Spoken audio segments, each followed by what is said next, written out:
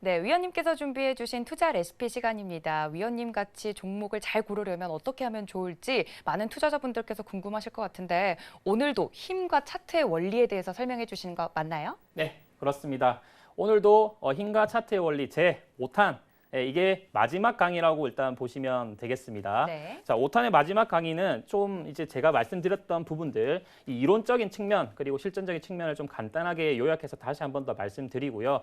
그리고 제가 종목들을 볼 때 어떤 종목들을 보느냐라는 점을 어떤 이슈적인 측면과 좀 연관지어서 많이 보는데 그런 부분도 좀 제가 설명드리도록 하겠습니다. 자, 힘과 차트의 원리는 가장 중요한 것은 제가 거래량이라고 말씀을 드렸고 그리고 캔들에도 있다, 캔들에도 있다라고 말씀드렸는데 이 힘은 항상 관성을 만들어낸다는 것에 저는 굉장히 주목을 하고 있습니다. 굉장히 거래량이 있는 힘이 있는 종목일 경우에는 그 관성이 계속적인 주가의 상승 흐름으로 이어질 수 있다는 것이고 그 힘 자체는 들어온 돈은 분명히 수익 실현하려고 하는 그런 주체가 있기 마련이다라고 보는 것이고요. 그리고 거래 자체는 실제로는 거래는 개인들이 만들 수가 없어요. 그래서 이 거래량 자체가 굉장히 중요한 속일 수 없는 그런 자금의 흐름이다라고 보시면 되겠고 저는 이 거래량을 통해서 매매를 많이 한다는 점 계속적으로 강조드립니다. 이제 캔들 같은 경우는 그래요.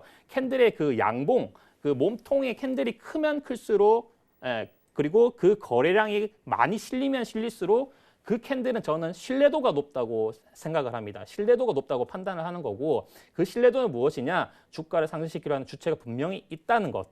있다는 것. 주식시장은 제가 분명히 말씀드렸죠. 주식시장은 누군가가 자금을 쥐고 흔드는 구간이고 개인 투자자가 아닌 다른 사람이 그 기업의 주가를 쥐고 흔듭니다. 절대 개인 투자자가 될 수 없죠. 그렇기 때문에 개인 투자자가 수익을 낼 수 있는 방법은 그들과 함께하는 것뿐입니다. 그들이 상승시킬 때 우리는 거기에 올라타서 약간의 수익을 보는 것이고 그들이 하락시키게 된다고 하면은 그 하락하는 시점에 우리도 손절을 하면 되는 겁니다. 그런 식으로 보시면 되는 것이고 힘과 차트의 원리, 이제 차트를 보면서 한번 제가 좀 설명을 좀 드려보도록 하겠습니다. 자, 그때도 말씀드렸던 LMS라는 종목을 제가 다시 한 번 더 좀 들고 나와 볼 건데요. 자, 이 종목도 마찬가지입니다. 이 종목이 자, 누군가는 이렇게 생각할 수 있죠. 이거 고점까지 올랐는데 끝난 종목이 아니냐라고 생각할 수 있어요. 근데 제가 봤을 때는 이 종목은 끝난 종목은 아니고 지금 이제부터 이게 1차 파동이고 2차 파동을 준비하고 있는 그런 중간 단계라고 보고 있는 겁니다. 왜 그런지 다시 한번 설명드리겠습니다. 자, 대량 거래가 들어왔죠. 이 거래가 들어왔다는 것은 어디까지? 여기 직전에 있는 이 고점 가격대까지 직전에 있는 차트를 다시 크게 보여드릴게요. 자, 직전에 있는 잠시만요. 직전에 있는 이쪽 라인대에 있는 고점 라인대까지 물량 가격 장악을 한 이런 대량 거래량이 들어왔다는 것이고 이 거래가 들어왔다는 것은 개인 투자자가 될 수 없다는 거죠. 개인 투자자가 여기에 물려 있었겠죠. 그죠? 여기에 물려 있었겠지만 누군가가 자금을 써서 이걸 끌어올렸고 그 이후까지 계속적으로 상승을 만들어냈는데 이 상승 자체 28,800원 라인대 가격대의 최고점을 찍어보면 직전에 있는 이 고점대를 지금 넘어섰죠. 여기 라인대에 있는 연고점을 넘어선 상태에서 주가가 조정받고 있는 그런 구간입니다. 근데 자, 누군가 샀으면 내가 이 종목을 잘 알고 이 종목을 컨트롤하는 그런 사람이라면 이런 최고점에서 이 종목이 끝났다고 하면 이 종목 최고점에서 팔았겠죠. 그럼 거래가 터져야 되겠죠.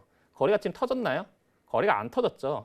거래가 안 터졌기 때문에 이 종목은 더 간다고 보는 겁니다. 그러면 조정 구간이 어디까지 나올 수 있는지를 판단을 하셔야 되는 거죠. 그죠?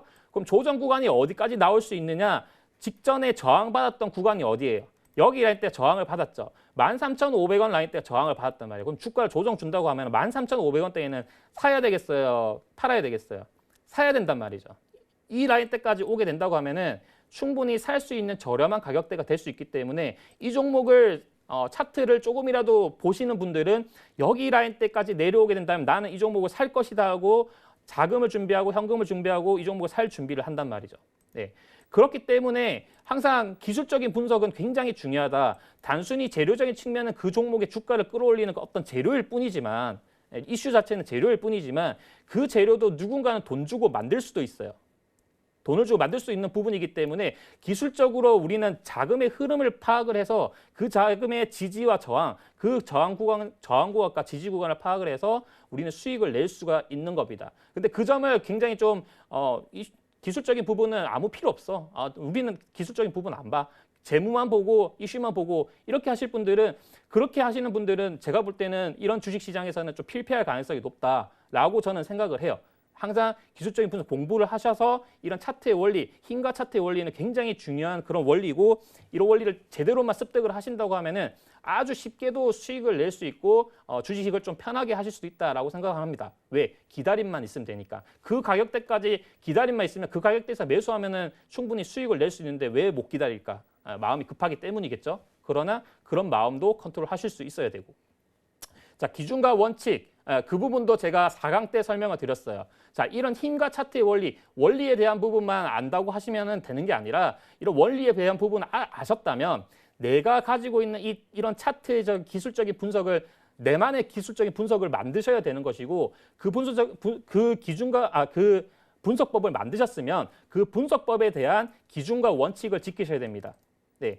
내가 생각했던 그 차트의 그런 아주 중요한 구간이 깨졌을 때에는 이 구간은 내가 깨진 것 같은데 라고 생각하시면 바로 손절을 하셔야 돼요. 그러나 일반적인 개인 투자자분들, 우리 시청자분들 같은 경우는 그 가격이 깨진다더라도 나 손실 보기 싫은데 손실 더 크게 하기 싫은데 하면서도 올라올 거라는 기대감 때문에 계속 보유를 하신단 말이죠. 그러다가 이제 손실이 계속 커지게 되는 그런 상황이 발생을 합니다. 그러나 이런 힘과 차트의 원리에 대한 그런 부분을 정확하게 아시고 거래량에 실린 캔들의 시가, 종가 이 부분만 판단하신다고 하면 저는 기준과 원칙이 있으신 분들은 무조건 이런 주식시장에서는 무조건 수익이 난다고 봅니다.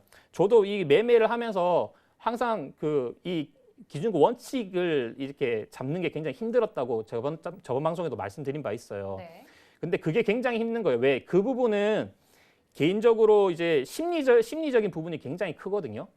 내가 심리를 컨트롤할 수 있어야만 주식 시장에서는 이길 수 있는 거예요. 근데 그 심리 자체가 돈이 들어갔기 때문에 사람이 돈이 들어가게 되면 예를 들어서 이런 거죠.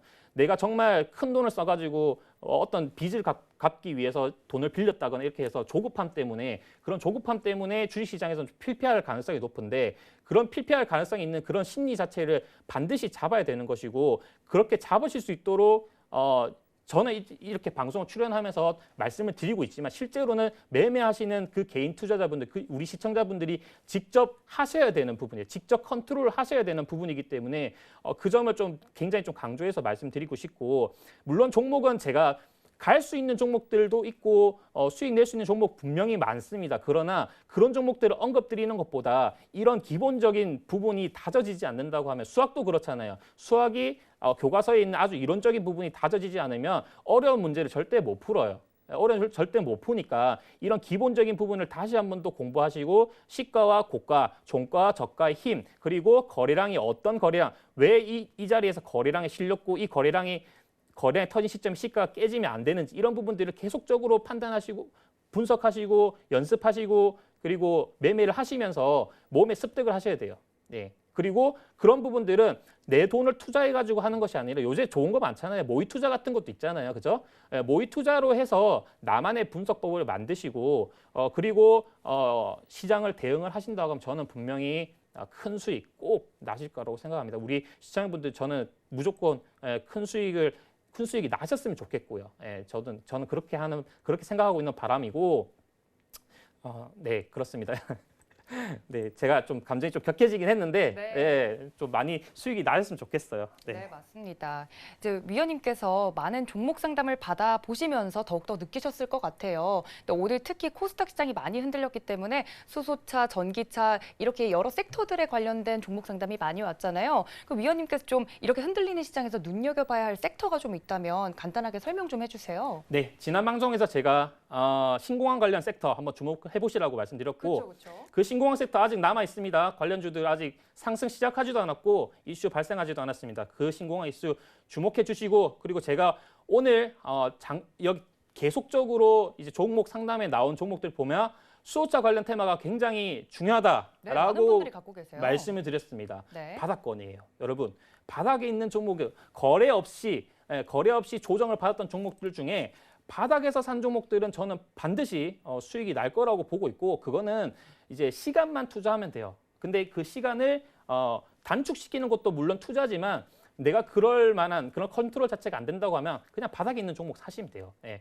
분명히 오를 겁니다. 분명히 수소차 관련 테마는 주목을 받을 것이고, 현대차에서도 주목을 하고 있고, 아람코가 상장한 동시에 또 수소차 관련 테마가 주목을 받을 것이고, 그 주목받는 테마를 미리 들어가시는 것. 남들이 사기 전에, 남들이 사서 거래가 터지기 전에 들어가서 거래 터질 때 수익 보고 나오는 그런 희열도 열심히 공부하셔가지고 분명히 느껴보셔야 되는 것이고, 차트, 기본적인 차트는 이 힘과 차트의 원리를 통해 가지고 기본적인 분석, 원리 다 파악을 하시고 이슈적인 분석을 스스로 노력을 하셔야 되는 겁니다. 그렇게 노력을 하셔서 50%, 100% 이렇게 1000% 올라가는 종목들 분명히 수익 내실 수 있을 거라고 저는 확신합니다. 네.